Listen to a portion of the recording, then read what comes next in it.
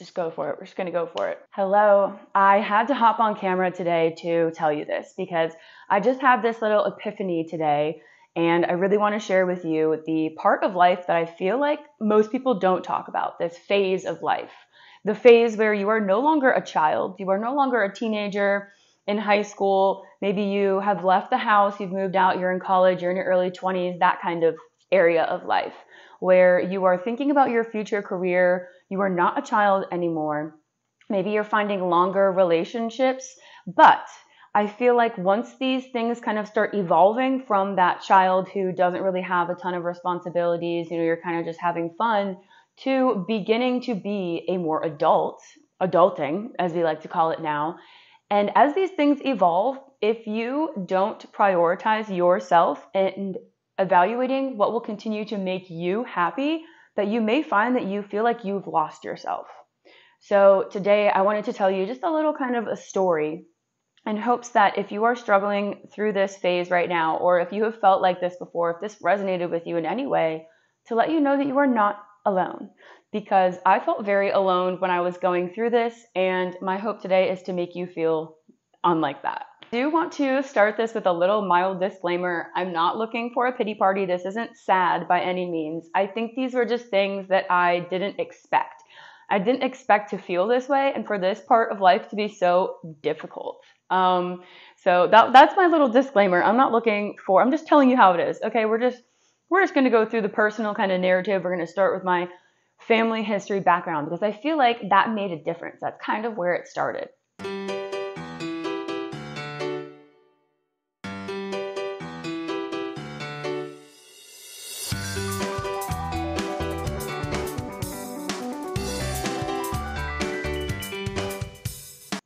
So I came from a single parent household. My parents divorced when I was 3. My father passed away when I was 10, but they didn't really live near each other. So I lived with my mom.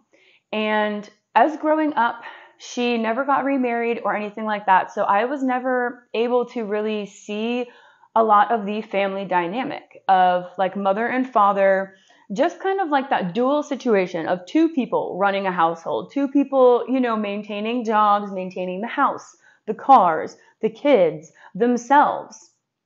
Of course, I got it from my mom's perspective, but I never got to see it from her kind of working through this duality with another human being. Like the conversations that I imagined they would have had, saying like, oh no, like I don't want to do that. I want to do this. Or no, these plans won't work for me. I have XYZ going on. So when I got married, I was actually living with my now husband before we got married. It was a nice little test.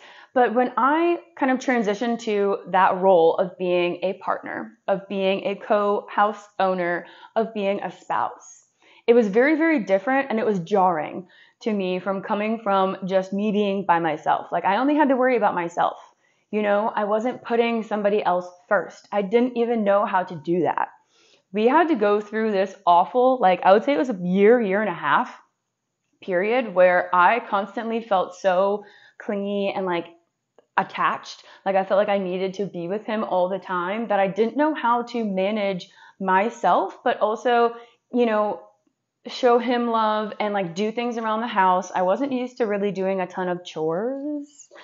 My mom never really enforced a lot of housework, chores, so I wasn't really used to that. And fast forward to now, every morning I tidy up, I'm cleaning all the time. We're constantly fixing things. If you own a house, crap is constantly breaking. We own 2 vehicles. One is being literally rebuilt from the ground up, and the other one is in great condition, but I just never had been able to practice this. So once I started heaping more responsibilities onto my plate, I have 2 jobs now. I have a husband, I have a house, I have all these things, which are beautiful, and I'm so blessed, and I love them. And I actually do take pride in keeping them well maintained. But this icky process of kind of going through, figuring out how all this works and how to manage my time, manage my priorities, was really, really bad. I wish makes me cringe kind of thinking about it, to be honest. Because after a few years of this, after the first initial year or two, sorry, my stomach is growling. After the first initial year or two, I started to feel so lost, and I did not understand why. It took me probably 2 years to really get to this conclusion that I felt lost because I wasn't prioritizing myself, and then be able to look backwards and see kind of where it started and the chain of events that led me there. And I know that there was a semblance of guilt because I've had conversations with my partner, with a few other people about this, that once I started adding in these responsibilities, like I hold myself to a standard. I put probably too much pressure on myself, but I want to do things, everything, the best that I can. And that takes a lot of time and energy and effort. So with both of my jobs, I was running myself kind of ragged. I was also trying to be the best and make sure that I had all the tidy things in the morning before we went to the gym. I was also trying to make sure I could do this and that and that. And I was spreading myself way too thin because I felt like I owed it to everybody else to put my best foot forward. I owed it to my husband to make sure that he felt loved and appreciated, and that I was doing my part to take care of things and that it wasn't all on him. I felt like I owed it to my other job to make sure that I was doing the best and that I was, helping others out. And it just took so much out of me. And I realized that I wasn't doing the same for myself. So I was putting forth all of this effort to everybody else, but not myself. I was leaving myself behind. I felt like that was the one thing that I was like, well, okay, if I don't have 20 minutes to myself today, that's fine, as long as I get everything else done. But over time, it wasn't fine, because that started to build up until sometimes I would just explode. There would be one day where I would just have a mental complete breakdown, and I would just take the day off and be like, I can't do a single thing. I need to just go outside in nature, be by myself. But then there was a constant anxiety in the back of my head that I should be doing things, that I shouldn't be taking this time for myself because, there's so much other things to be doing.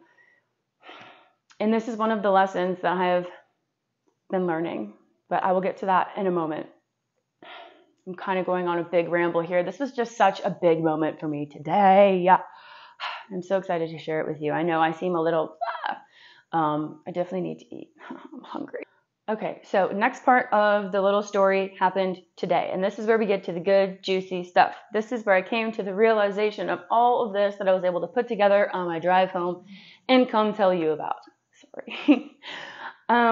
So as I was feeling unsure, unconfident, overwhelmed, and confused as to why, I recommitted to committing to myself. And I've tried to do this a few different times, but this time, I really seriously meant it. I wanted to discover this woman who is not the same child that she was 10 years ago, is not the same person that she was 4 years ago. I wanted to discover this new woman who has had so many lessons and so much growth in the past few years, because shedding all of those layers and growing so much, you are not going to be the same person. So in my journey to figure out what will make me happy and who I am now, I joined a yoga studio. And this sounds super, super silly because this is yoga with Paige, right? But I fell off of my own kind of practice with others, and I started kind of isolating myself. But I've been forcing myself to go to some of these classes, hold myself accountable. I enjoy the classes, don't get me wrong, but holding myself accountable is still a challenge. And I've only gone to 3 classes so far, but they have been amazing. I have left feeling so much lighter and so much more at peace and at home with myself. But in all of those 3 classes, I cried. I've cried in every single one. Just randomly. A different pose each time, tears would just start leaking out of my eyes. I would feel this surge of emotions bubbling forth, and I just couldn't hold it in. So I let a few tears escape. I let some of the emotions out, and this was my sign today, when this happened for the 3rd time. This is my sign today that I'm obviously hiding from something, and I am digging deeper than I have been, and I am now unearthing. I am now peeling back the layers and unfurling what there is to dig into. And this makes me so excited. This process is tricky, but this was such an exciting moment for me today, because instead of feeling anxious or like embarrassed that I was crying, it felt so good. I felt like I was really finally digging so deep that I was getting to know myself. Like I felt like almost all of my questions had been answered in that moment. Like I felt whole and complete. And it's funny because I struggled to get to yoga today. I struggled to get to that class. It took so much mental effort. I had to give myself a 20-minute pep talk just to get there. I felt like I had so much to do today. I don't work my second job, and usually that means I have a lot of housework, other things to catch up on here with you. And I had so much on my to-do list that I was like, oof, I could skip that yoga class and then I could get more done. But I didn't, because I'm holding myself accountable, and I told myself I would go. And this is one of those things where loving myself means doing what I say I will do. It means having that self-discipline, because I know that afterwards I will feel so good that I committed to myself and I showed myself that I care enough. When I have these feelings, I literally looked at myself in the mirror and I said, you want to change things. And if you want to change the way you feel, you have to make different choices. You can't keep doing the same thing, making the same decisions, and thinking that you're going to feel different or change. So I got my butt there, and this was the moment that I had. Everything started to kind of come together. I've begun to realize a few things today. And one of them is that I think we are our own mirrors, our own reflections. When you think you need to rush and speed up to get more things done, what I really think you need is to slow down, maybe to pause, to stop, and not even for long, for quick. When you feel like you need to give everything, all of your energy, all of your love, all of your time to others, that's when you need to dial it back a little bit and give love to yourself first. Make sure you're filling your own cup up first. I think some of these things, when we feel like we need to, those were just two examples. It's almost like some of these feelings that we have, these urges to give, is when you need to really take a little bit, or that urge to speed up, slow down. It's almost like you need to do what you don't want to do. Like, I don't know how to really explain this, but I've been seeing that as well. It's the things that you don't want to do the most that make you feel the best. The times that I don't want to go to a workout is when I get there, I start enjoying it the most. I feel the best afterwards. Doing hard things or things that you don't want to do, if you can convince yourself and have the discipline to get them done, I think that confidence, that surge of like, yes, I accomplished it. I didn't want to, but I stuck with it and I did it anyway. And yeah, I'm amazing. I'm a rock star. I think all of those things just feed into this level of confidence and self-love. And bit by bit, it builds you back up. And it really does make you feel like you are one again.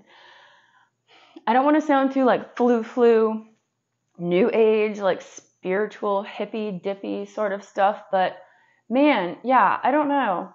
This has just been a very eye-opening week, and I know that I rambled a little bit, but I just really wanted to share this experience with you because it was so monumentous in my journey, in this part of my process, because I see myself growing in so many different ways, and I think I'm finally realizing that I do deserve all of the love that I give to everybody else.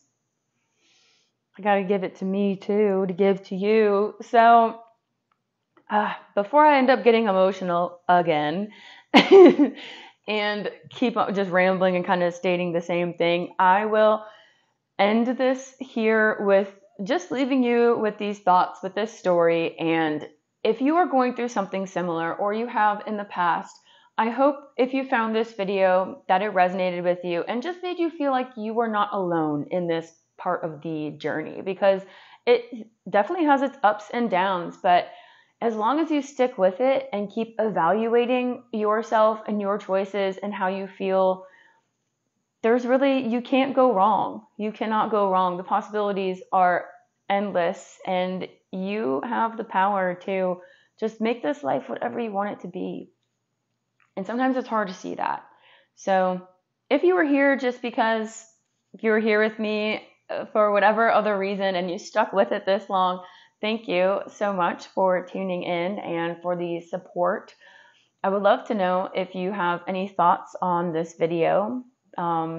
Please share them below. I definitely want to chat about this more because I'm just kind of mind blown right now. But as my stomach has growled for the 20th time, I need to get some protein in this belly to keep me feeling strong and healthy and happy. So I hope you have a beautiful rest of your day, my dear friend. Thank you again for tuning in, for being here on Yoga with Paige.